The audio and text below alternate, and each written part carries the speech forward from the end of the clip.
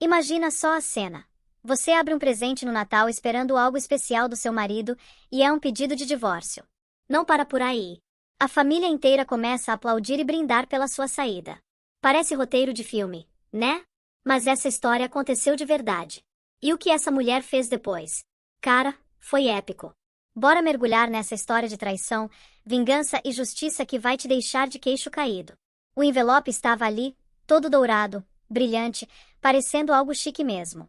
Helena pegou ele com as mãos tremendo um pouco, achando que finalmente o marido dela, o Sterling, tinha comprado aquele presente de desculpas que ela tão merecia depois de um ano pesado. Quando ela rasgou o lacre, não era escritura de casa nova, não era colar de diamante. Era um processo de divórcio. E olha só o detalhe macabro. O carimbo mostrava que foi protocolado às 9 da manhã de Natal. 9 da manhã? Mano. O cara acordou cedo no dia de Natal para protocolar divórcio. Mas o pior nem foi os papéis em si. Foi o que veio depois. Enquanto o coração dela se despedaçava ali na frente de todo mundo, a sogra não soltou um suspiro de surpresa, não demonstrou choque nenhum. A velha levantou a taça de champanhe e toda a família começou a comemorar. Eles pensaram que tinham destruído ela, que tinham quebrado a mulher. Mal sabiam que acabavam de entregar na mão da pessoa que conhecia todos os podres deles a arma perfeita para derrubar o império inteiro. Essa é a história da traição de Natal que você não vai esquecer tão cedo. A neve caía pesada sobre a mansão gigantesca dos Blackwood lá nos Hamptons. De fora, aquilo parecia cartão postal perfeito de Natal, sabe? Guirlandas enormes penduradas nas portas de carvalho de 4 metros, janelas brilhando com milhares de luzinhas. Mas por dentro, o clima estava mais gelado que freezer. Helena ajeitou a barra do vestido de veludo, se viu no espelho do corredor. Ela estava cansada demais. Com 32 anos, ainda era bonita, olhos inteligentes e expressivos, cabelo escuro. Mas os últimos 5 anos casada com Sterling Blackwood tinham marcado aquele rosto lindo com linhas de exaustão. Helena. A voz cortante de Beatrice Blackwood, a matriarca da família, atravessou o silêncio igual faca. O pessoal do buffet tá perguntando onde está o Bordeaux Vintage. Não me diga que você perdeu aquela garrafa de vinho de $5.000 de novo. Helena respirou fundo, estampou aquele sorriso forçado no rosto e foi para a sala de jantar. Tá a decantar na despensa, Beatrice, exatamente como você pediu. Beatrice, uma mulher que usava pérolas como armadura e via empatia como defeito de caráter, fungou com desdém. Então se apressa. A Camila tá com sede. O estômago de Helena apertou só de ouvir o nome. Camila Vance, filha de senador, loira, pernuda, dona daquela risada irritante que parecia sininho de vento. Ela tinha sido a namorada de infância do Sterling, aquela que a família sempre quis que ele casasse. Nos últimos 6 meses, Camila estava em todo jantar de família, toda gala, e agora estava sentada do lado direito do marido dela no Natal. Helena entrou na sala colocando a licoreira de cristal na mesa. O ambiente estava cheio da família Blackwood.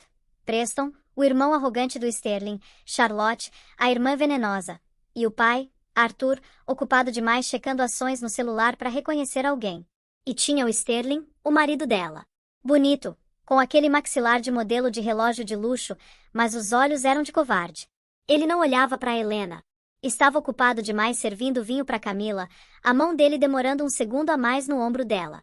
Obrigada, Helena, Camila disse, a voz pingando falsa doçura. Você é tão boa nessas coisas domésticas. Eu sempre digo que cada um tem seu lugar na vida. Charlotte deu risadinha atrás do guardanapo. O ideal é que a empregada fique na cozinha mesmo. Helena apertou as costas da cadeira, os nós dos dedos ficando brancos. Eu sou a esposa dele, Charlotte, não a empregada. Por enquanto, Beatrice murmurou alto o suficiente para a mesa inteira ouvir. Helena sentou. Ela tinha salvado a empresa da falência completa 2 anos atrás. Tinha passado 3 noites acordada reescrevendo toda a arquitetura de código da Blackwood Tech quando o desenvolvedor principal pediu demissão. Tinha equilibrado as contas pessoais da família quando Sterling perdeu $250.000 jogando em Macau. Ela era a espinha dorsal daquela família, mas para eles, ela ainda era só a garota de bolsa de estudos de Ohio que prendeu o menino de ouro deles numa armadilha. O jantar foi um borrão de insultos disfarçados de piada. Eles falavam de férias que Helena não foi convidada. Relembravam festas que aconteceram antes dela entrar na foto. Finalmente chegou a hora dos presentes. Os Blackwood não faziam sentimental. Eles faziam caro. Relógios Rolex, chaves de Porsche novas, ações. Helena tinha economizado meses para comprar pro Sterling uma primeira edição rara de um livro do autor favorito dele. Ela colocou com cuidado na frente dele. Ele nem abriu. Só empurrou pro lado. Eu tenho um presente para você, Helena, Sterling disse. A voz dele estava firme, mas a perna balançava debaixo da mesa, um tique nervoso que ela conhecia bem demais. Ele puxou um envelope pardo grosso debaixo da cadeira. Não estava embrulhado. Tinha o logo do escritório Whitmore Stone e Associados, a firma de divórcio mais agressiva de Nova York, estampado no canto. A sala ficou em silêncio. O único som era o crepitar da lareira. O que é isso? Helena sussurrou, o sangue congelando nas veias. Abre. Beatrice ordenou, os olhos brilhando com prazer predatório. Helena abriu a aba. Puxou o documento. As letras em negrito nadaram na frente dos olhos dela.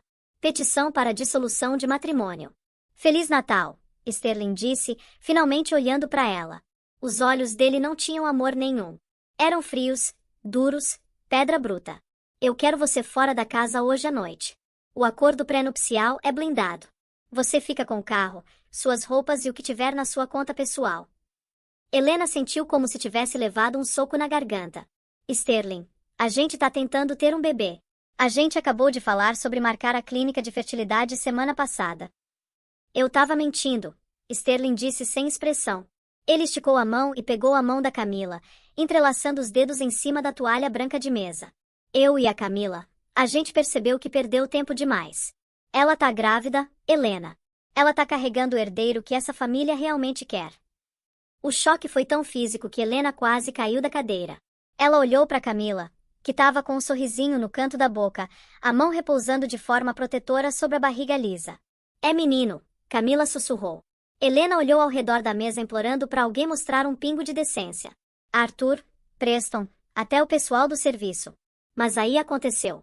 Beatrice soltou uma risada curta e afiada. Levantou a taça. Pro futuro, ela gritou. Para finalmente tirar o lixo de casa. Isso aí. Preston berrou batendo a mão na mesa. Já era hora, Charlotte comemorou. A mesa inteira explodiu.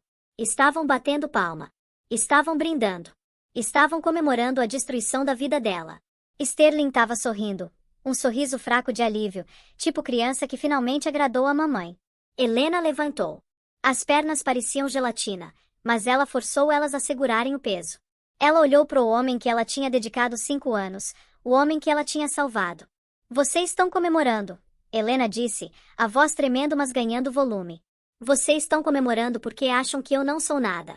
Acham que eu sou só um tapa-buraco.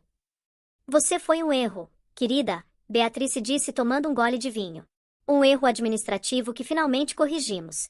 Agora vai embora. A segurança vai te escoltar. Não tenta levar a prataria.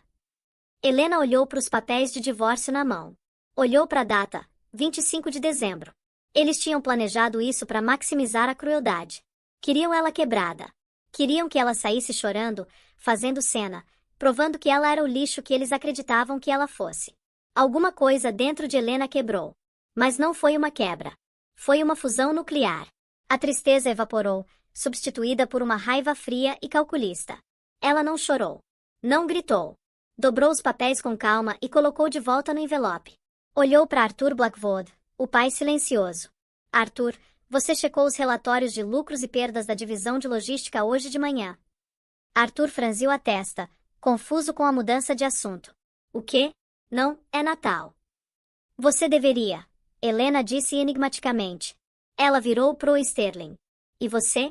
Você acha que o acordo pré-nupcial te salva? Acha que a Whitmore Stone consegue desembaraçar a teia que eu construí? Vai embora, Helena. Sterling zombou. Você tá se humilhando. Helena pegou a bolsa. Andou até a porta, o som dos saltos dela clicando ritmicamente no chão de mármore. No batente, ela parou e virou. A comemoração tinha morrido, substituída por uma tensão confusa. Eu vou embora, Helena disse, a voz ecoando pelo corredor. Mas lembrem desse momento. Lembrem do gosto desse champanhe. Porque é a última vez que qualquer um de vocês vai sentir gosto de vitória. No próximo Natal, nenhum de vocês vai estar sentado nessa mesa. Cai fora. Beatrice gritou. Helena saiu para a neve. Sem casaco. Sem carona. Ela andou pela entrada longa e sinuosa da propriedade Blackwood, o frio mordendo a pele. Pegou o celular. Os dedos estavam dormentes, mas ela discou um número que não usava há 3 anos. Tocou 2 vezes. Alô? Uma voz grave e rouca atendeu. Helena, tá tudo bem? Não, Marcos, Helena disse, olhando de volta para a mansão iluminada no alto da colina. Inicia o protocolo 0. Eles ativaram a cláusula. Você tem certeza? A voz perguntou, soando chocada. Isso vai queimar tudo. O Sterling, a família, o legado. Não tem volta. Eu sei, Helena disse, vendo um floco de neve derreter na aliança. Uma aliança que ela tirou do dedo e jogou no monte de neve. Queima. Queima tudo. 3 meses tinham se passado desde aquela noite na neve. Helena estava morando num apartamento pequeno no centro de Chicago. Longe pra caramba dos Hamptons, mas era dela.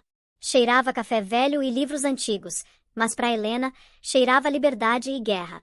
Ela sentava na frente de 3 monitores, os olhos escaneando linhas de código complexo e livros razão bancários. Na parede atrás dela tinha um quadro branco coberto com uma teia caótica de nomes, datas e valores em dólar. No centro da teia tinha uma foto da família Blackwood. Bateram na porta. Helena nem piscou. Ela sabia quem era. Destrancou a porta para revelar Marcus Thorne. Marcos não era só advogado. Era contador forense e tubarão corporativo que fazia outros tubarões parecerem peixinho dourado.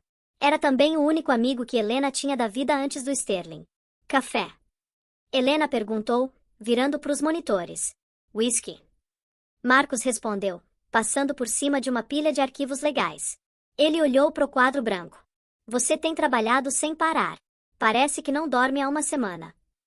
Eu durmo quando eles caírem, Helena murmurou. Qual a atualização das empresas de fachada? Marcos sentou, abrindo a pasta. É exatamente como você disse. O Sterling é um idiota. Quando você saiu, ele tentou assumir as funções de CFO sozinho para economizar dinheiro.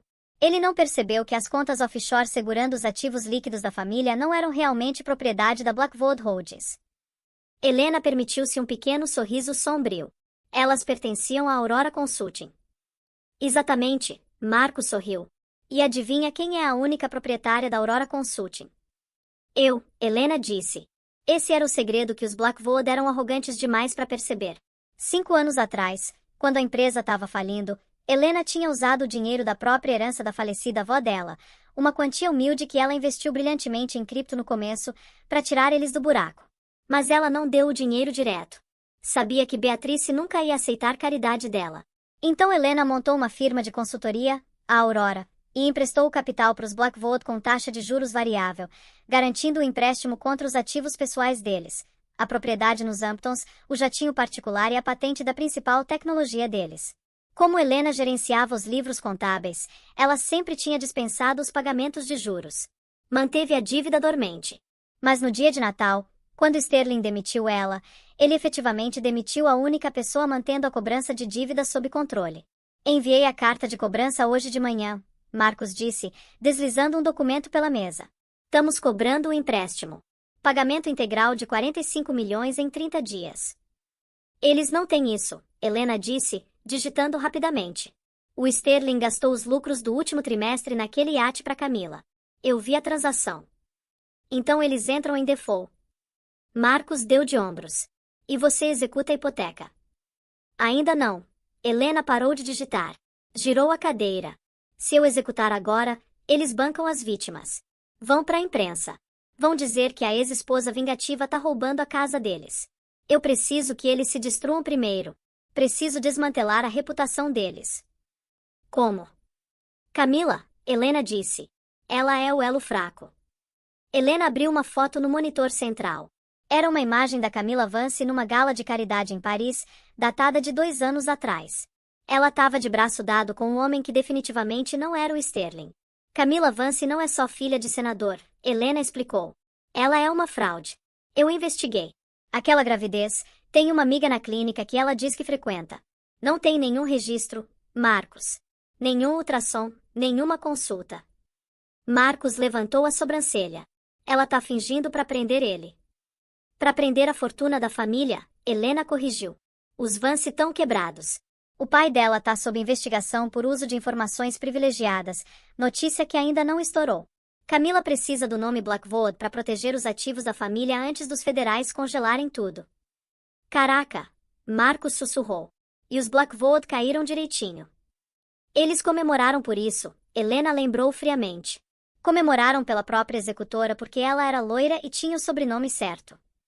Helena levantou e foi para a janela, olhando as ruas chuvosas de Chicago.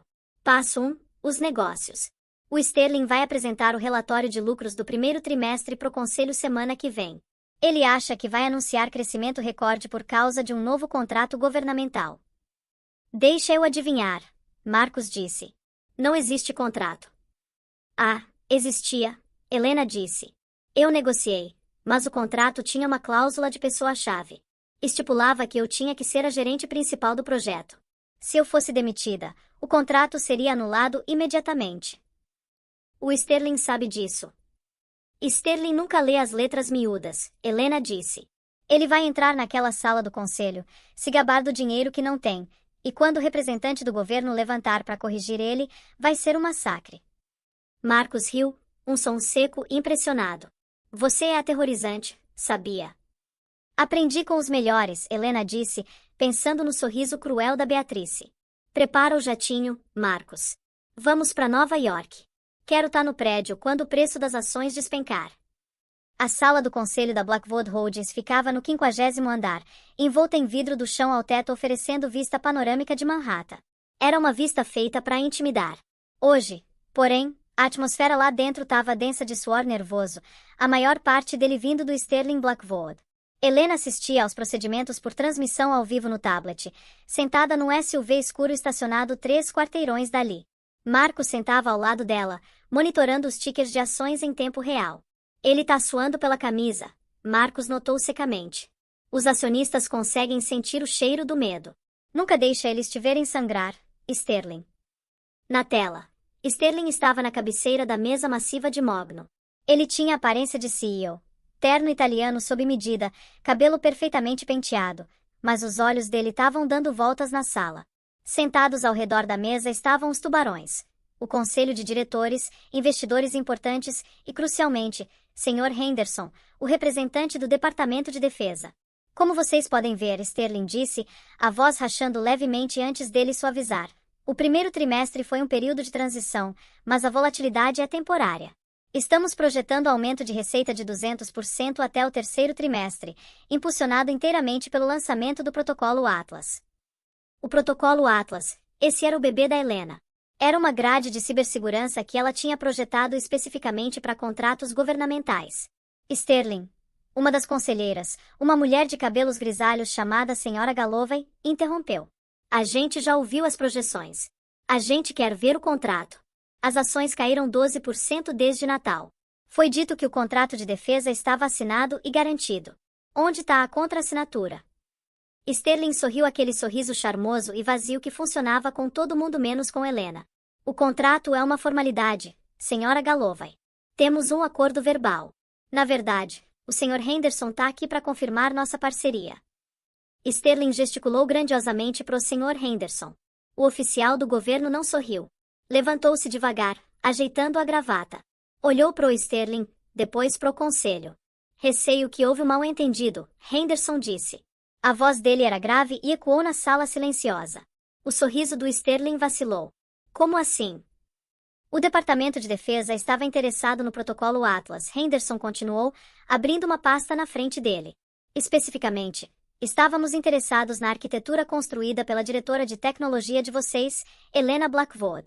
Nosso processo de verificação identificou ela como o ativo primário. Ela é a única com a autorização de segurança e o conhecimento de codificação para manter a grade. A Helena não está mais na empresa, Sterling disse, uma gota de suor finalmente escorrendo pela têmpora. Temos uma nova equipe, mais barata, mais eficiente. Conhecemos sua nova equipe, Henderson disse com desdém. São incompetentes. Além disso, cláusula 14b do acordo preliminar, a cláusula de pessoa-chave, estabelece que se a Sra. Blackwood for removida do projeto sem aprovação federal, o acordo é nulo. A sala explodiu. Nulo? Sra. Galloway gritou, levantando. Aquele contrato valia 80 milhões. Está nulo, Henderson confirmou, fechando a pasta. Estamos retirando a oferta. Não faremos negócios com a Blackwood Holdings. Henderson saiu. A porta clicou fechando, soando como um tiro no silêncio. Sterling ficou congelado. Olhou para o pai, Arthur, que estava sentado no canto. O rosto do Arthur tinha ficado num tom doentio de roxo. Sterling, Arthur chiou. Conserta isso. Eu posso chamar eles de volta. Sterling gaguejou. Posso explicar. Você mentiu pra gente. Senhora Galloway gritou. Você disse que o divórcio não ia impactar os negócios. Disse que ela era só uma secretária com título inflado. Marcos, sentado no SUV, assobiou baixinho. E lá vem a queda. Na tela, o gráfico de ações da Blackwood Holdings, BLKH, começou a despencar. Foi de $45 por ação para 38 em segundos quando a notícia do contrato perdido chegou nos noticiários. Depois 30, depois 22. Executa a segunda fase. Helena disse suavemente. Marcos apertou uma tecla no laptop. De volta à sala do conselho, o caos foi interrompido pelo barulho alto de notificações de celular. Cada membro do conselho olhou para os dispositivos simultaneamente. E agora? Sterling gritou, perdendo a compostura. Para de olhar para o celular e me escuta. Acabamos de receber uma notificação, Sra. Galloway disse, o rosto pálido. Uma oferta de aquisição hostil.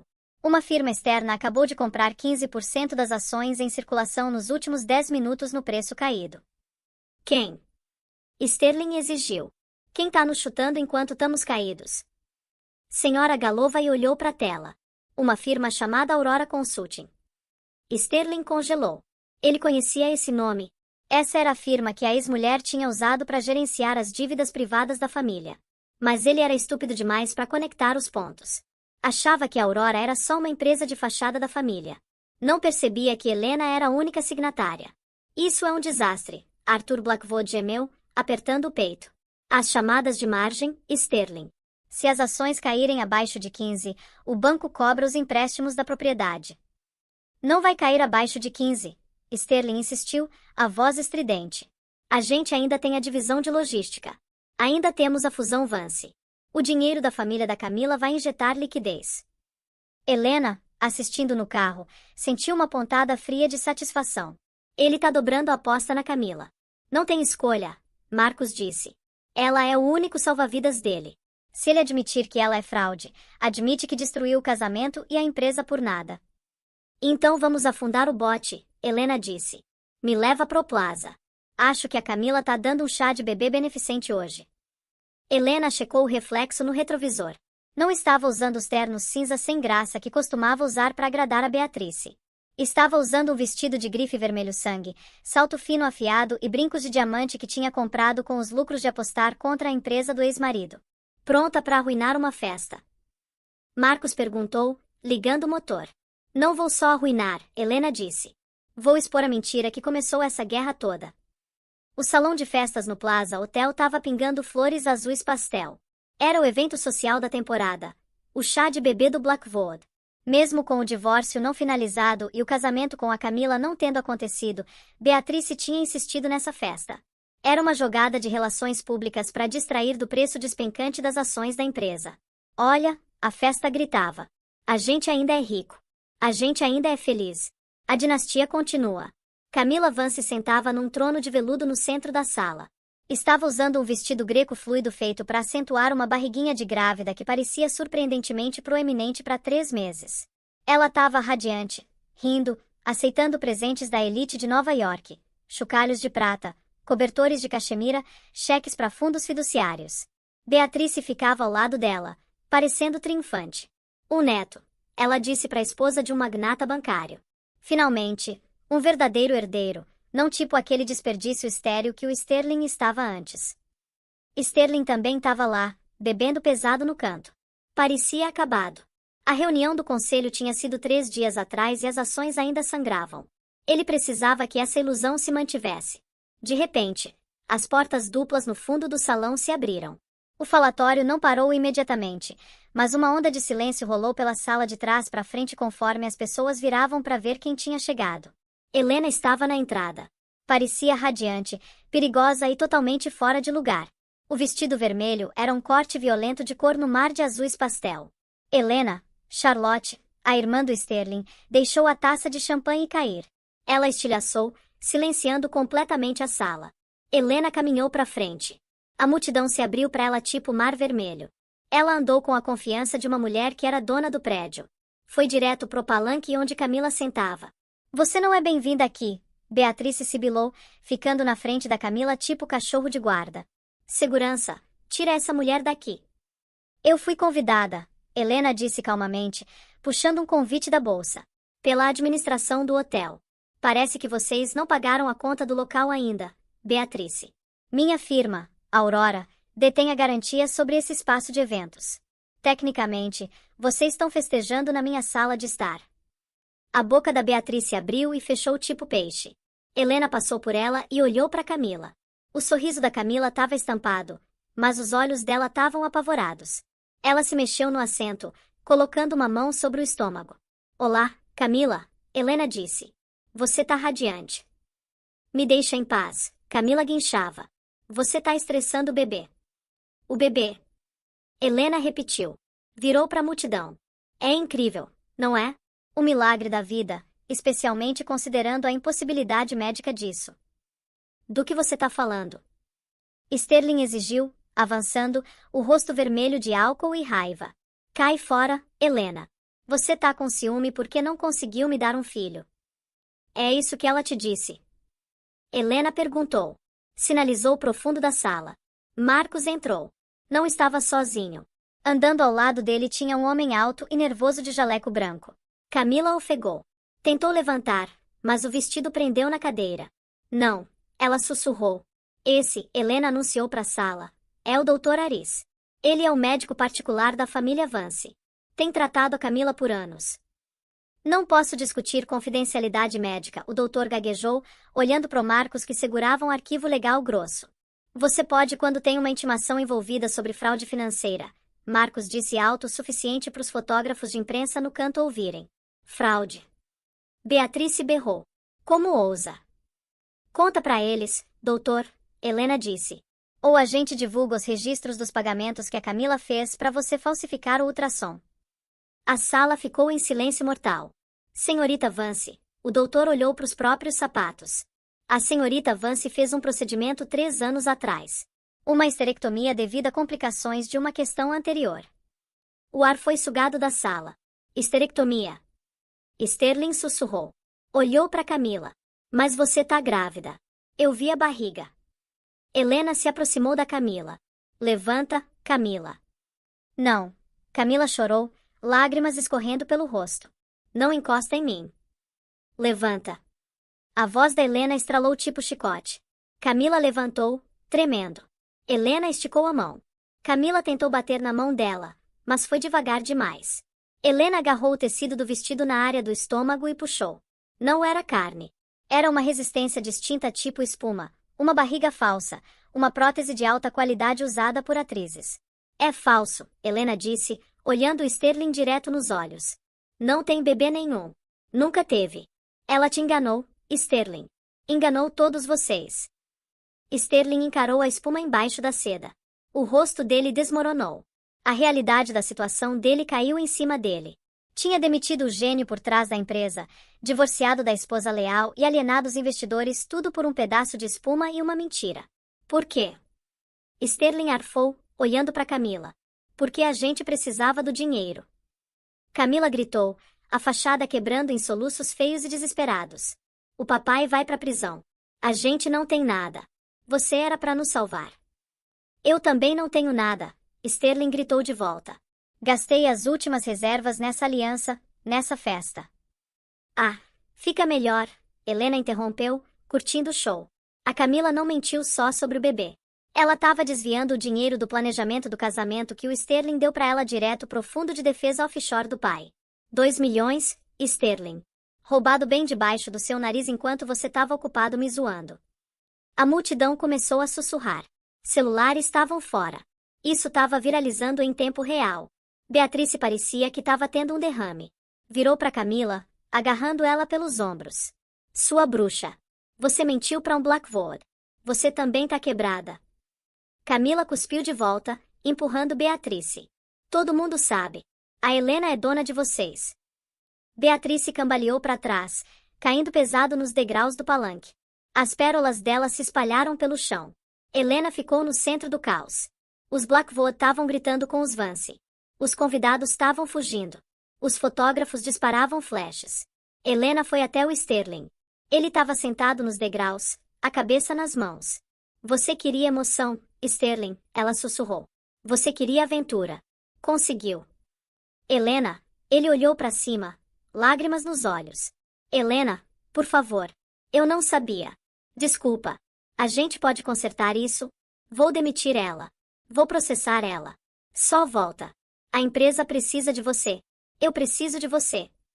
Helena olhou para ele com pura pena. O homem com quem eu casei morreu faz tempo. Você é só uma casca com talão de cheques, e agora até o talão tá vazio. Virou para sair. Espera. Beatrice gritou do chão, tentando levantar com dignidade. Você não pode nos deixar assim. Somos família. Helena parou. Olhou de volta para a sogra que tinha brindado pelo divórcio dela. Família. Helena riu, um som frio e cortante. Família não comemora quando você tá com dor, Beatrice. Família não trata as pessoas como empregados descartáveis. Vocês me demitiram. Agora eu tô demitindo vocês. De quê? Beatrice zombou. Você não tem autoridade sobre essa família. Helena puxou um envelope vermelho da bolsa, combinando com o vestido. Jogou no colo da Beatrice. Abre, Helena disse. É uma notificação de despejo. Vocês têm 24 horas para desocupar a propriedade nos Hamptons. Protocolo 0 completo. Helena saiu do salão, deixando os Blackwood nas ruínas da própria criação. O silêncio que seguiu ela era pesado, quebrado apenas pelo som da Camila chorando e o clique de câmeras capturando a queda de um império. O despejo da família Blackwood não foi um assunto privado. Como Helena tinha avisado a imprensa, vans de notícias estavam enfileiradas do lado de fora dos portões de ferro da propriedade nos Hamptons na manhã seguinte. Tava chovendo uma garoa fria e miserável que transformou o gramado impecável em lama. Dentro da mansão, a cena era apocalíptica. Caminhoneiros contratados pela firma da Helena empacotavam caixas eficientemente. Não estavam sendo delicados. Beatrice sentava na poltrona favorita dela na sala de estar, segurando um cachorro de porcelana. Recusava-se a se mexer. Vocês não podem fazer isso, Beatrice murmurou pro oficial de justiça parado perto da porta. Eu sou Beatrice Blackwood. Meu avô construiu essa casa. E seu filho hipotecou ela para uma empresa de fachada que executou a hipoteca. Senhora, o oficial disse educadamente mas firmemente. A escritura pertence à Aurora Consulting. A senhora tem que ir. Para onde eu vou? Ela sussurrou. Não tenho amigos. Era verdade. Nas 24 horas desde o desastre do chá de bebê, o telefone da Beatrice tinha ficado em silêncio. O clube de campo revogou a associação dela por dívidas não pagas, outra consequência dos ativos congelados. As melhores amigas dela estavam de repente ocupadas ou de férias em St. Barts. A hierarquia social de Nova York era brutal. Quando você cheirava a fracasso, era posto em quarentena. Sterling estava no corredor discutindo com Preston. Seu idiota! Preston gritou, empurrando o irmão. Você perdeu o fundo fiduciário. Perdeu a casa. Eu tenho que me mudar para um apartamento em Jersey por sua causa. Cala a boca, Preston. Sterling gritou de volta. Você nunca trabalhou um dia na vida. Se você tivesse ajudado na empresa em vez de festejar, talvez a gente não tava aqui. Os dois para fora. O capataz da equipe de mudança gritou. Vamos trocar as fechaduras em 10 minutos. Helena chegou dirigindo pela entrada no sedã modesto dela. Ela não comprou o carro chamativo. Não precisava. Estacionou bem na frente da fonte. Saiu segurando um guarda-chuva grande. Marcos ficou ao lado dela, segurando a papelada final. Beatrice viu ela pela janela e correu para fora pela porta principal, ignorando a chuva e arruinando a blusa de seda. Você! Beatrice gritou, apontando um dedo tremendo. Você fez isso. Você planejou isso, sua cobra vingativa. Helena ficou calma debaixo do guarda-chuva. Eu não planejei o Sterling trair, Beatrice. Não planejei você comemorar. Só planejei para a possibilidade de que você era exatamente quem eu achava que você era. Vou te processar. Beatrice berrou. Vou contar para todo mundo que você roubou nossa empresa. Não roubei, Helena disse, acenando pro Marcos. Marcos avançou. Na verdade, senhora Blackwood, a Helena comprou a dívida legalmente. E sobre a empresa, Os acionistas votaram hoje de manhã. Sterling foi removido como CEO por negligência grave e dano reputacional. O conselho nomeou uma nova CEO interina. Quem? Sterling perguntou, saindo para a chuva, parecendo derrotado. Eu, Helena disse. O queixo do Sterling caiu. Você? Mas você nos odeia. Eu odeio no que vocês se tornaram, Helena disse. Mas eu amo o trabalho. Eu construí aquele código. Construí aquela equipe. O conselho sabe que sou a única que pode trazer o contrato governamental de volta. Então me deram as chaves. Helena subiu os degraus, forçando Beatrice e Sterling a recuarem. Olhou para as portas maciças de carvalho onde apenas 3 meses atrás tinha sido expulsa para a neve. Tô oferecendo um acordo, Helena disse, virando para encarar eles. Esperança brilhou nos olhos do Sterling. Um acordo. Quer dizer que a gente pode ficar? Não, Helena disse firmemente. Vocês nunca mais podem ficar aqui. Essa casa vai ser vendida. Os lucros vão pagar os credores e os funcionários que vocês tentaram enganar. Então qual é o acordo? Beatrice perguntou, tremendo. Montei um fundo pequeno, Helena disse. Paga uma mesada modesta. O suficiente para um apartamento de 2 quartos em Queens e compras. É mais do que vocês merecem. Mas tô fazendo isso porque, diferente de vocês, eu não sinto alegria vendo as pessoas passarem fome. Queens. Beatrice parecia horrorizada. Prefiro morrer. Então morra, Helena disse, virando as costas. A oferta expira quando eu atravessar essas portas. Espera, Sterling gritou. Agarrou o braço da Beatrice. Mãe, cala a boca. A gente não tem nada. Aceita o dinheiro. Beatrice desabou. A luta saiu dela. Olhou para a mansão, depois para Helena, a mulher que tinha zombado pelas roupas baratas e origem comum. Aquela mulher agora era a única coisa entre ela e a falta de teto. Tá bom, Beatrice sussurrou, a voz quebrando. A gente aceita. Ótimo, Helena disse. Marcos vai cuidar da papelada. Tchau, Sterling. Tchau, Beatrice. Helena entrou na mansão e fechou as pesadas portas de carvalho. Dentro, a casa estava quieta. O barulho tóxico da família Blackwood tinha ido embora. Helena foi para a sala de jantar. A mesa longa onde eles tinham humilhado ela estava vazia. Ela sentou na cabeceira da mesa, o lugar da Beatrice. Respirou fundo. Não parecia mais vingança. Parecia justiça. Pegou o celular e discou o número do Departamento de Defesa. Senhor Henderson, Helena disse, a voz forte e clara. Aqui é Helena Blackwood, CEO da Blackwood Holdings. Tô pronta para renegociar. Lá fora na chuva, a família Blackwood amontoou-se num táxi, deixando para trás a gaiola dourada que tinham construído, expulsos pela mesma mulher que achavam ter quebrado. 2 anos tinham passado desde o despejo. O mundo tinha seguido em frente como sempre faz. O escândalo do bebê falso e a falência Blackwood tinham sido capa de revista por meses. Mas eventualmente o ciclo de notícias girou e novos escândalos tomaram o lugar. Para Helena, porém, o tempo não tinha sido só curador. Tinha sido propulsor de foguete. Ela sentava no escritório de canto dela na Blackwood Holdings, agora renomeada como Phoenix Systems. A vista era a mesma que o Sterling costumava olhar quando achava que era um deus. Mas o escritório parecia diferente. O mogno pesado masculino e couro tinham ido embora, substituídos por vidro elegante, lã cor creme e arte moderna. Era leve, arejado e intimidadoramente eficiente. Helena checou o relógio. Era 24 de dezembro, véspera de Natal. Senhor Thorne chegou. A assistente avisou. Marcos entrou parecendo mais velho, mas tão afiado quanto. Agora era o conselheiro-geral da empresa. Feliz Natal, chefe. A aquisição da firma de logística em Seattle acabou de fechar. Você oficialmente é a cabeça da maior empresa de tecnologia logística da Costa Leste. Helena sorriu, assinando o documento final na mesa.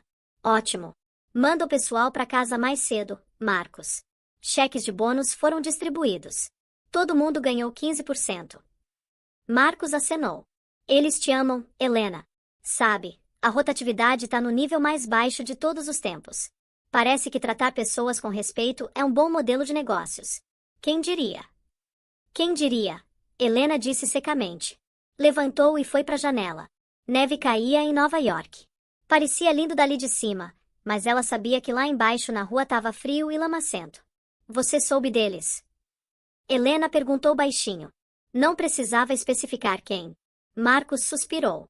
Não ia mencionar até depois das festas, mas sim, teve um incidente. Helena virou. Que tipo de incidente?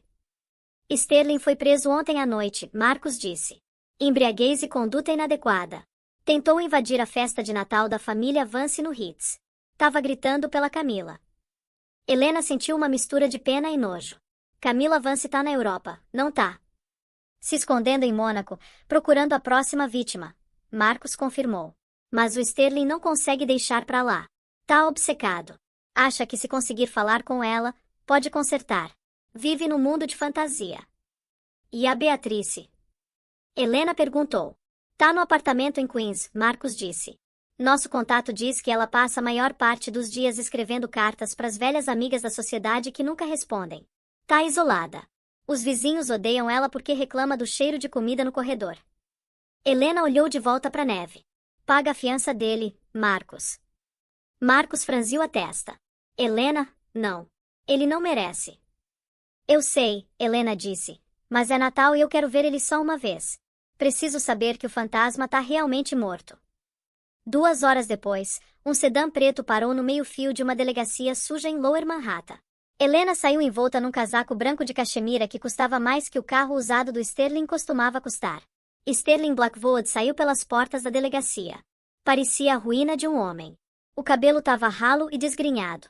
Usava um casaco barato e mal ajustado, e o rosto estava inchado de álcool barato. Apertou os olhos contra as luzes da rua, parecendo confuso até ver ela. Helena, ele arfou. Ela ficou a 1,5 metros de distância, a distância parecendo um oceano. Entra no carro, Sterling. Vou te dar uma carona para casa. Ele hesitou, um lampejo do velho orgulho lutando com o desespero atual. Desespero venceu. Deslizou para o banco de couro traseiro do carro de luxo, o mesmo tipo de carro que ele costumava dirigir, agora com motorista da ex-mulher. A viagem para Queens foi silenciosa por um bom tempo. Sterling encarou o interior de couro, as mãos tremendo. Você tá bem? Ele finalmente disse. A voz era pequena. Eu tô bem, Helena respondeu uniformemente. Vi o artigo da Forbes, Sterling disse. Top 40 abaixo de 40. Te chamaram de titã da tecnologia.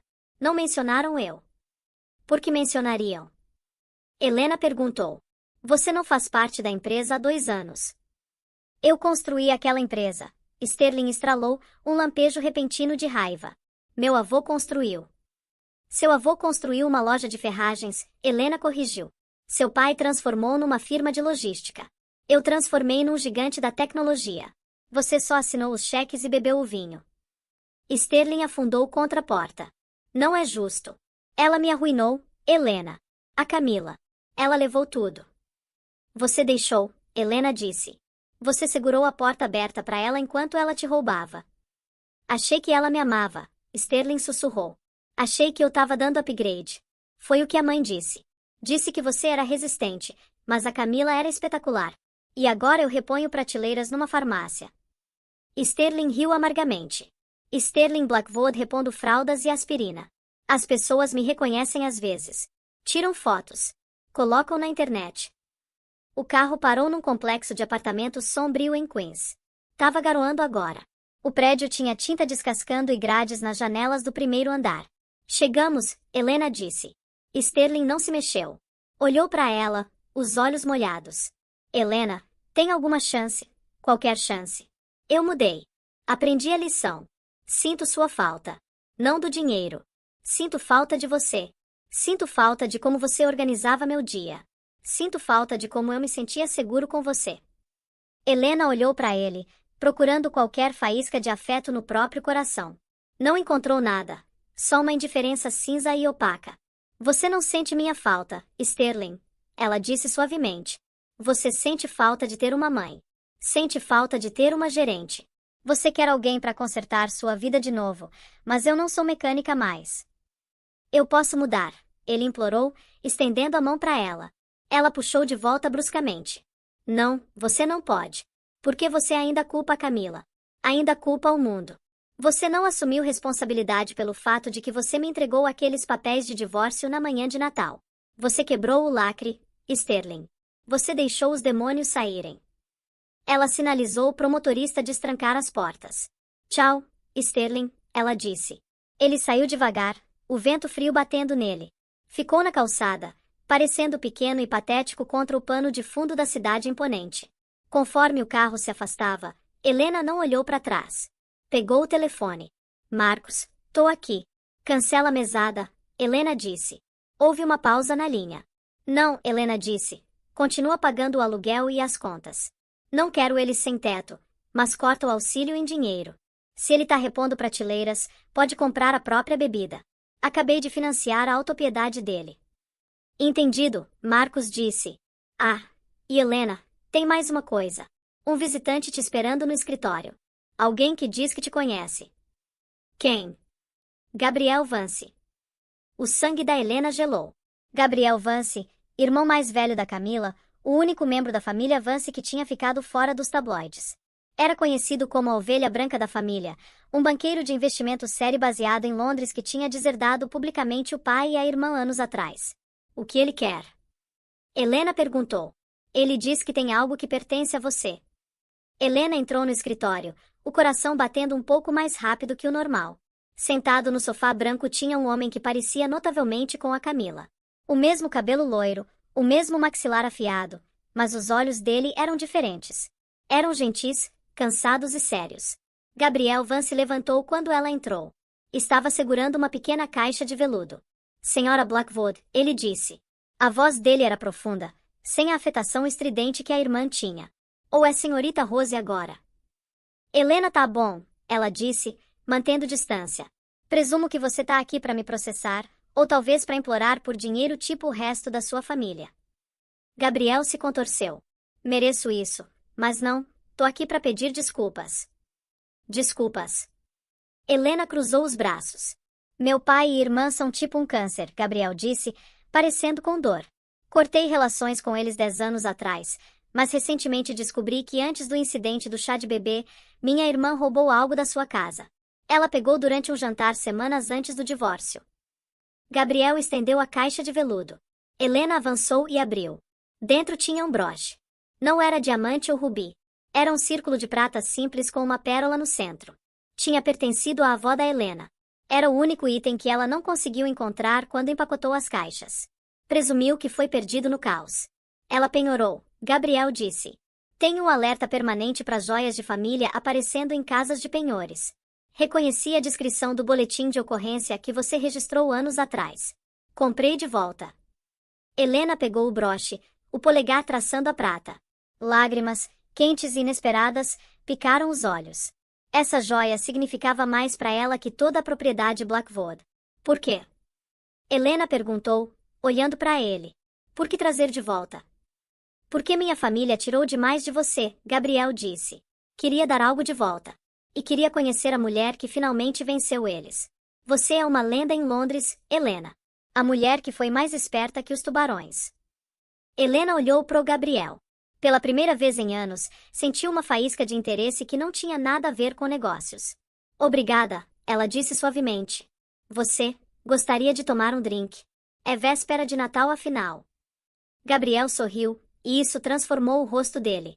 Adoraria. Um ano depois, a cena era a mesma, mas o contexto tinha mudado completamente. Era manhã de Natal na propriedade Blackwood nos Hamptons, mas não era mais a propriedade Blackwood. A placa no portão agora dizia Fundação Rose. Helena tinha comprado a casa de volta, mas não morava nela. Não conseguia. Os fantasmas eram altos demais. Em vez disso, tinha transformado a mansão massiva num santuário, um refúgio para mulheres e crianças escapando de divórcios de alto conflito e abuso financeiro. O salão onde ela tinha sido humilhada agora era uma sala de jogos cheia de brinquedos e risos. A sala de jantar onde ela recebeu os papéis de divórcio agora era uma cozinha comunitária onde famílias cozinhavam juntas. Helena andava pelos corredores carregando uma caneca de chocolate quente. Não estava usando vestido de grife. Estava usando jeans e um suéter grosso de lã. Andando ao lado dela estava Gabriel. Eles não eram casados. Helena não tinha certeza se algum dia quis assinar um contrato governamental pro amor de novo, mas eram parceiros em todos os sentidos. Ele segurava a mão dela, o polegar esfregando os nós dos dedos. Temos casa cheia, Gabriel disse, olhando as crianças correndo pelo hall de entrada. 30 famílias nesse Natal. É bom, Helena sorriu. Melhor que corredores vazios ecoando. O celular dela vibrou. Era uma notificação do investigador particular. Assunto: atualização do status de Beatrice Blackwood. Helena abriu a mensagem. Era uma foto. Mostrava um quarto de hospital. Beatrice estava deitada numa cama, parecendo frágil e pequena. Estava ligada a um monitor. O texto dizia: ela teve um derrame ontem à noite. Tá no St. Jude. Prognóstico é ruim. Tá pedindo por você. Helena parou de andar. Gabriel apertou a mão dela. O que foi? Beatrice, Helena disse. Tá morrendo. Você quer ir? Gabriel perguntou. Não precisa. Helena pensou. Pensou na crueldade, nas comemorações, no despejo. Pensou na mulher que tinha tentado apagar a existência dela. Sim, Helena disse. Preciso fechar o livro. O hospital cheirava a antisséptico e produto de limpeza de pinho. Helena entrou no quarto sozinha. Beatrice estava acordada, os olhos fixos no teto. Quando viu Helena, tentou levantar a cabeça, mas estava fraca demais. Você veio, Beatrice sussurrou. A voz era um raspar. Vim, Helena disse, ficando no pé da cama. Você tá aqui para se gabar? Beatrice perguntou. Até morrendo, ela tinha uma ponta afiada. Para ver a bruxa morta. Não, Helena disse calmamente.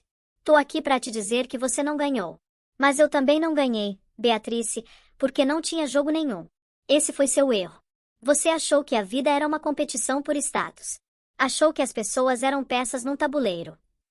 Os olhos da Beatrice encheram de lágrimas. Só queria o melhor para meu filho. Você destruiu seu filho, Helena disse, não com malícia, mas com honestidade brutal. Você criou ele para ser fraco. Ensinou que dinheiro era substituto para caráter, e agora ele tá sozinho. Ele vem. Beatrice perguntou, uma esperança desesperada na voz. Tá na sala de espera, Helena mentiu. Sterling não estava lá. Sterling estava atualmente numa clínica de reabilitação no interior que Helena estava pagando secretamente.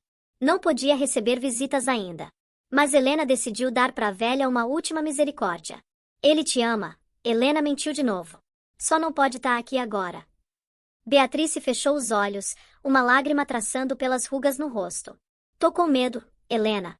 Não tenho nada. Não vou deixar nada para trás.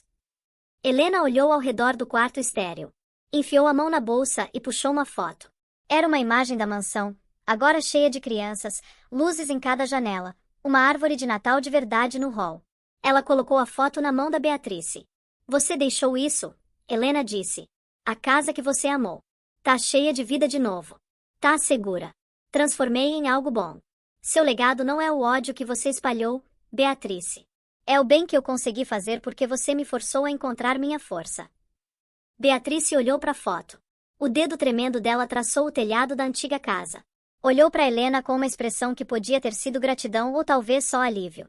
Você sempre foi a forte, Beatrice sussurrou. A máquina ao lado da cama bipava ritmicamente. A respiração da Beatrice desacelerou. Ela agarrou a foto no peito.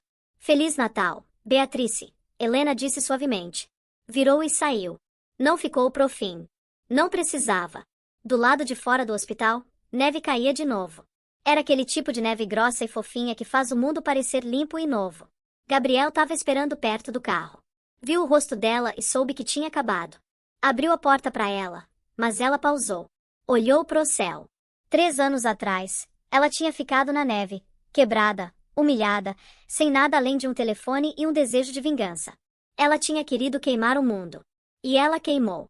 Queimou as mentiras, as pretensões, as falsas dinastias. Mas olhando pro Gabriel e pensando nas 30 famílias seguras e aquecidas na casa dela, percebeu que o fogo não só destrói. Ele limpa o terreno para coisas novas crescerem. Respirou fundo o ar frio e cortante. Não cheirava mais a vingança. Cheirava a paz. Pronta para ir para casa. Gabriel perguntou. Helena sorriu, um sorriso real e completo que chegou nos olhos. Sim, ela disse. Bora para casa. Entrou no carro e enquanto dirigiam embora, o sol começou a romper pelas nuvens de inverno, brilhando forte e ofuscante na neve branca fresca. E é assim que Helena não só sobreviveu à traição de Natal. Ela reescreveu o final. Pegou as pedras que jogaram nela e construiu um império. Enquanto a família que comemorou a ruína dela terminou sem nada além da própria amargura. É um lembrete brutal, pessoal. Cuidado com quem você pisa hoje, porque eles podem ser os que seguram as chaves do seu futuro amanhã. Agora me conta uma coisa. O que você teria feito no lugar da Helena? Teria ajudado a Beatrice no final ou deixado ela sozinha? Quero saber sua opinião, deixa aqui embaixo nos comentários. Eu leio todos, de verdade. Se você curtiu essa história de justiça e karma, deixa aquele like maroto aí. Ajuda demais o canal a crescer e continuar trazendo histórias assim pra você. E não esquece de se inscrever e ativar o sininho das notificações para não perder o próximo drama da vida real que vem por aí. Uma coisa que eu sempre falo aqui: vingança pode até ser doce no começo, mas justiça é o que te deixa dormir em paz à noite. A Helena poderia ter sido cruel, poderia ter deixado eles na sarjeta completamente. Mas ela escolheu ser a pessoa melhor. Não por eles merecerem, mas porque ela merecia paz. Isso me lembra de uma frase que escutei uma vez: o melhor remédio pro ódio não é mais ódio. É se tornar tão bem-sucedido que você esquece porque tava com raiva. E cara, a Helena incorporou isso perfeitamente. Pensa só na reviravolta dessa história. No início, ela era rejeitada, a que não servia pra família de elite. No final, ela era a salvadora deles, literalmente a única coisa entre eles e a rua. Isso é poético demais. E sabe o que é mais incrível? Ela não guardou rancor pro sempre. Quando a Beatrice estava morrendo, ela foi lá. Deu pra velha um pouco de paz antes de partir. Isso não é fraqueza, galera. Isso é força real. É ter tanto controle sobre suas emoções que você pode escolher a compaixão mesmo quando ninguém te culparia por virar as costas. Tem uma lição gigante aqui sobre como as pessoas te tratam quando acham que você não tem poder. A família Blackwood mostrou o verdadeiro caráter deles quando acharam que podiam chutar a Helena pra fora sem consequências. Eles não perceberam que ela era a espinha dorsal de tudo. Tiraram o alicerce e ficaram chocados quando o prédio desabou. Isso acontece muito na vida real, não só em histórias. Quantas vezes você já viu alguém sendo maltratado no trabalho, na família, nos relacionamentos, porque as pessoas presumem que essa pessoa não tem opções? E depois, anos depois, você descobre que aquela pessoa subiu na vida enquanto quem maltratou ficou para trás. A vingança da Helena não foi mesquinha. Não foi pequena. Foi sistemática, inteligente e absolutamente devastadora. Ela não gritou, não fez escândalo, não postou textão nas redes sociais. Ela simplesmente agiu. Ela tinha um plano, tinha as ferramentas e tinha paciência para esperar o momento certo. E olha, tem uma coisa sobre o Sterling que me deixa meio, sei lá, triste. Não por ele merecer pena, mas porque é uma demonstração perfeita de como alguém pode ter tudo e ainda assim ser vazio por dentro. O cara tinha uma mulher incrível, uma empresa próspera, um futuro brilhante. Jogou tudo fora porque a mamãe disse que a esposa não era chique o suficiente. Isso mostra como é perigoso deixar outras pessoas ditarem sua vida. Sterling nunca tomou uma decisão própria. A mãe mandava.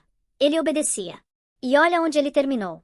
Repondo prateleiras de farmácia, sozinho, perseguindo uma mulher que nunca o amou de verdade. A Camila, por outro lado, cara, que personagem. Ela é o tipo de pessoa que a gente espera que não exista na vida real, mas existe, viu? Pessoas que são capazes de fingir gravidez, de forjar documentos médicos, de roubar milhões, tudo com um sorriso no rosto. E o mais assustador é que ela quase conseguiu. Se a Helena não fosse tão meticulosa, tão preparada, os Blackwood teriam entregado tudo de bandeja para ela.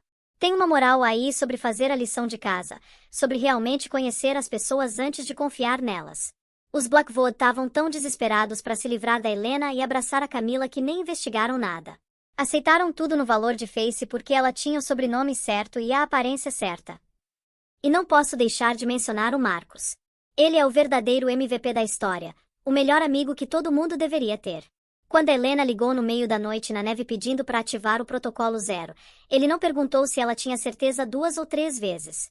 Ele sabia que se ela estava ligando, era porque a linha tinha sido cruzada. Confiança assim é rara, galera. A parte da fundação no final me pegou forte.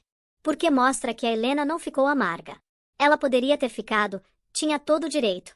Mas em vez disso, ela pegou a dor dela e transformou em algo que ajuda outras pessoas passando pela mesma coisa. Isso é transformar trauma em propósito. Quantas mulheres agora estão naquela mansão, seguras, aquecidas, reconstruindo suas vidas, porque a Helena decidiu que o ciclo de abuso parava com ela. Ela quebrou o ciclo. Não perpetuou a crueldade. Ela interrompeu e criou algo lindo no lugar. E o Gabriel aparecendo com o broche da avó? Cara, isso foi Isso foi o universo dizendo: você merece coisas boas. Depois de tudo que ela passou, ter alguém que entende, que vem de um lugar parecido mas escolheu ser diferente, que literalmente devolve um pedaço da história dela que foi roubado, isso é poderoso. Eles não precisam estar casados para serem parceiros. Eles não precisam de um papel dizendo que se amam. Eles simplesmente estão juntos, construindo algo real, sem as amarras de um sobrenome ou expectativas sociais. É um tipo diferente de final feliz, mais maduro, mais real. Agora vamos falar do elefante na sala. O Sterling ligando para Helena do presídio, pedindo uma segunda chance. Você viu como ele ainda não entendeu nada? Ele ainda acha que se pedir desculpa da forma certa, se disser as palavras certas, tudo vai voltar ao normal. Ele não percebe que não existe normal para voltar. Aquela ponte não foi queimada, foi atomizada. E a resposta da Helena foi perfeita.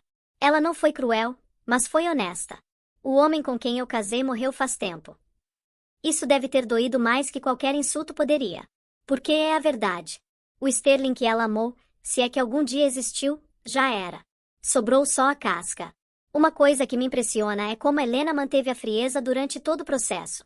Nunca perdeu a cabeça, nunca agiu por impulso. Cada movimento era calculado, cada passo era estratégico. Isso requer um nível de controle emocional que a maioria das pessoas não tem. E olha, não é falta de emoção. É ter as emoções mas não deixar elas te controlarem. Tem uma diferença gigante entre vingança quente e vingança fria. Vingança quente é quando você age no calor do momento, gritando, quebrando coisas, fazendo escândalo. Vingança fria é quando você espera, planeja e golpeia com precisão cirúrgica quando o inimigo menos espera. A Helena serviu vingança num prato gelado, e foi muito mais devastador do que qualquer explosão emocional poderia ser. Agora pensem como essa história poderia ter sido diferente se os Blackwood tivessem apenas tratado ela com decência básica. Se tivessem reconhecido as contribuições dela. Se tivessem mostrado gratidão. Se o Sterling tivesse tido coragem de enfrentar a mãe e dizer: não, essa é minha esposa e eu a amo.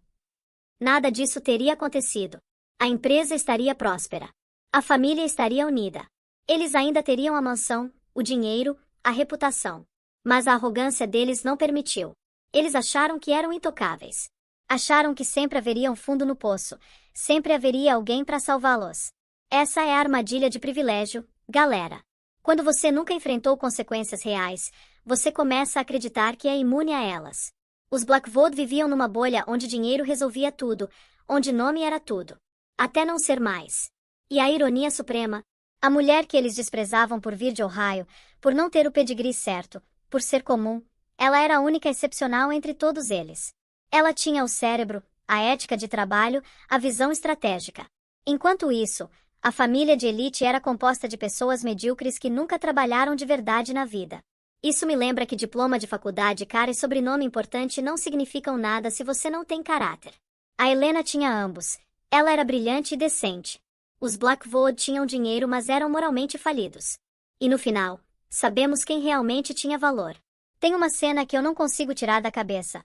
A Helena caminhando naquela entrada nevada sem casaco, sem carona, mas com o celular na mão pronta para ativar o protocolo 0. Naquele momento, ela não tinha nada material.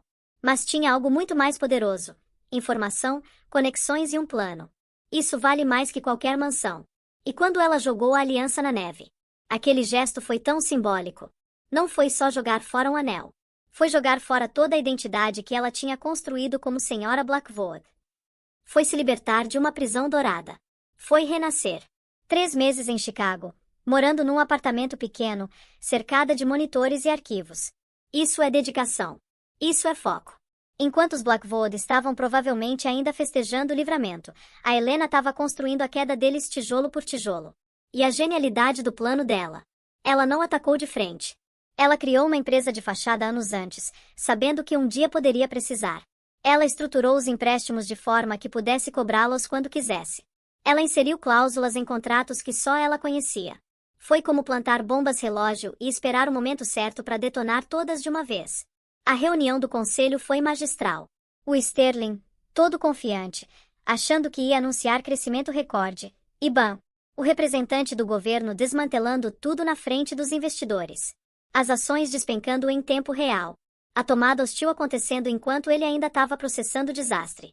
Foi uma obra de arte da destruição corporativa. E o chá de bebê? Cara, o chá de bebê foi o golpe de misericórdia. Porque não era só sobre destruir financeiramente. Era sobre destruir socialmente. Era sobre expor as mentiras na frente da elite de Nova York, com fotógrafos presentes, com tudo sendo gravado. Foi humilhação pública no mesmo nível que ela sofreu, só que multiplicado por 100. Quando Helena arrancou aquela barriga falsa, silêncio. Você consegue imaginar? O gaspim coletivo da sala. A Camila chorando. A Beatriz em choque. O Sterling finalmente entendendo que tinha sido enganado do começo ao fim. Foi catártico. E sabe o que é louco? A Helena poderia ter parado antes. Poderia ter só pegado o dinheiro e sumido. Mas ela foi até o fim. Não por crueldade, mas por justiça. Ela precisava garantir que isso nunca aconteceria com mais ninguém. Ela precisava que eles entendessem completamente o que tinham perdido. O momento na sala de jantar vazia da mansão, ela sentando na cadeira da Beatrice, ligando pro departamento de defesa, aquilo foi poesia. Do lugar de maior humilhação dela ao lugar de maior poder. Do alvo ao comando. Da vítima ao CEO. E olha como ela gerenciou a transição. Ela não entrou na empresa como ditadora vingativa, demitindo todo mundo que tinha sido rude com ela. Ela entrou como líder profissional, focada em salvar empregos, recuperar contratos, reconstruir reputação. Isso é maturidade. Porque no final, a melhor vingança não é só ver o inimigo cair. É subir tão alto que você nem pensa mais neles. É transformar a empresa deles em algo maior e melhor sob sua liderança. É provar que você sempre foi a pessoa certa para o trabalho. 2 anos depois, ela não tá obcecada com os Blackwood. Ela literalmente só pensa neles quando alguém menciona. Ela seguiu em frente, construiu uma vida nova, encontrou o amor de novo, criou um legado real. Enquanto isso, o Sterling ainda tá perseguindo fantasmas e a Beatrice tá sozinha num apartamento reclamando de cheiro de comida. Isso é karma, galera. Karma real, não vingança barata de novela. É consequência natural de ações. Você trata as pessoas como lixo. Você termina sozinho.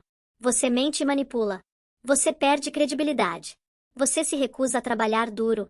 Você perde tudo quando a sorte acaba. A parte que a Helena continua pagando o aluguel deles, mas corta o dinheiro extra, mostra sabedoria. Ela não quer eles sem teto porque ela não é cruel. Mas ela também não vai financiar os vícios deles. É um equilíbrio perfeito entre compaixão e limites firmes. E eu adoro que ela foi visitar a Beatrice no hospital. Não porque a Beatrice merecia, mas porque a Helena merecia o fechamento. Ela precisava olhar nos olhos da mulher que tinha tentado destruí-la e dizer: você perdeu, mas eu te deixo partir em paz. Isso é grandeza. Aquela foto da mansão cheia de crianças sendo colocada na mão da Beatrice moribunda, nossa. É dizer: seu legado poderia ter sido ódio, mas eu transformei em amor. É tomar o pior da humanidade e criar o melhor dela. É alquimia emocional. E Gabriel devolvendo o broche roubado não foi só um gesto romântico. Foi ele dizendo: eu vejo você, eu valorizo você, e eu ativamente corrijo os erros da minha família. Isso é atrativo, isso é caráter. Não é suficiente dizer desculpa pela minha família. Você tem que agir. O final com eles não casados mas felizes é refrescante. Porque o conto de fadas não precisa terminar com casamento. Pode terminar com parceria, com respeito mútuo, com 2 adultos que escolhem estar juntos todos os dias sem precisar de contrato legal para provar amor. E a fundação? A fundação é o verdadeiro final feliz. Não é sobre ela ficar rica, embora tenha ficado. É sobre ela usar aquela riqueza para algo significativo. É sobre 30 famílias tendo um lugar seguro no Natal. É sobre quebrar o ciclo de abuso e dar para as pessoas o que a Helena não teve: suporte quando o mundo desmorona. Imagina ser uma das mulheres naquela fundação. Você tá fugindo de um casamento abusivo, sem dinheiro, com filhos para alimentar, e de repente você descobre que tem um lugar para ficar. Não um abrigo genérico, mas uma mansão linda onde você é tratada com dignidade. E você descobre que a mulher que criou isso passou pela mesma coisa que você. Isso é esperança tangível. Então, no fim das contas, quem realmente ganhou? A Helena não só sobreviveu, ela prosperou. Ela não só se vingou, ela transcendeu. Ela pegou a pior noite da vida dela e transformou em combustível para se tornar a melhor versão de si mesma. Os Blackwood perderam tudo: dinheiro, status, relacionamentos, dignidade. Mas mais importante, perderam a oportunidade de serem pessoas melhores. Eles podiam ter aprendido, crescido, mudado. Em vez disso, dobraram a aposta na arrogância até não sobrar nada. E isso é a parte mais triste. Não que eles perderam a mansão. É que perderam a chance de serem humanos decentes. É que quando lhes foi dada a escolha entre ser gentis ou cruéis, escolheram crueldade e pagaram o preço. A lição aqui não é vingança, é doce. A lição é seja cuidadoso com quem você subestima. A lição é trate todos com respeito porque você nunca sabe. A lição é caráter importa mais que conta bancária. A lição é o que você faz nas sombras vai chegar à luz. Mas principalmente, a lição é essa. Você pode quebrar, pode ser traído, pode ser humilhado na frente de todo mundo no dia de Natal. E ainda assim, você pode se levantar, sacudir a neve e construir algo tão bonito que faz todo o sofrimento valer a pena. A Helena não deixou a traição deles defini-la. Ela definiu a si mesma. Ela não ficou presa na identidade de vítima. Ela se tornou a protagonista da própria história. E isso, meus amigos, isso é poder real. Então, da próxima vez que você tiver um Natal difícil, um divórcio doloroso, uma traição inesperada, lembra da Helena. Lembra que o fim pode ser só o começo. Lembra que você pode ser quebrado, mas não destruído. Lembra que a melhor vingança é viver tão bem que você esquece porque estava com raiva. E se você tirar só uma coisa dessa história, que seja isso. Seja a Helena da sua vida, não Sterling. Seja a pessoa que trabalha duro, que trata os outros bem, que planeja para o futuro, que se levanta quando cai.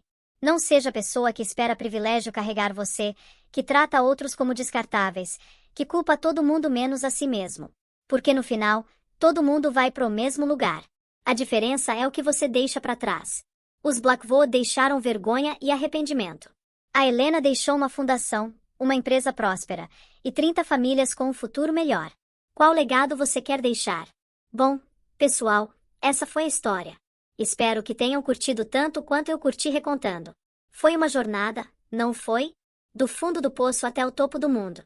Das lágrimas na neve até champanhe no escritório de canto. Da humilhação ao triunfo. Se essa história te inspirou de alguma forma, se fez você pensar, se mexeu com você, deixa aquele like bem dado. E sério, comenta aí embaixo o que você faria. Você teria sido tão calculista quanto a Helena? Ou teria confrontado na hora? Quero ler suas opiniões. E se você é novo aqui no canal, seja muito bem-vindo. Aqui a gente fala sobre histórias reais de drama, vingança, justiça e reviravolta. Se curte esse tipo de conteúdo, se inscreve e ativa o sininho porque tem muito mais vindo por aí. Ah, e uma coisa. Se você tá passando por algo parecido, se tá num casamento difícil, se tá sendo desvalorizado no trabalho, se tá cercado de pessoas tóxicas, lembra, você tem mais poder do que imagina. Pode não parecer agora, mas você tem. A Helena também não sabia no começo. Mas ela descobriu, e você pode descobrir também. Um Feliz Natal atrasado ou adiantado, dependendo de quando você está assistindo isso. E que seu Natal seja cheio de amor genuíno, não do tipo falso e performático dos Blackwood. Do tipo real, quentinho, honesto. Até a próxima história, pessoal. Continuem fortes, continuem lutando, e nunca, nunca deixem ninguém te fazer sentir pequeno. Porque você não é. Você é gigante, tá só esperando o momento certo para mostrar pro mundo. Valeu mesmo por assistir até o fim. Esse foi longo, eu sei, mas essa história merecia ser contada direito, sem cortes, sem atalhos. Espero ter feito justiça a ela. Um grande abraço, fiquem bem, e nos vemos no próximo vídeo.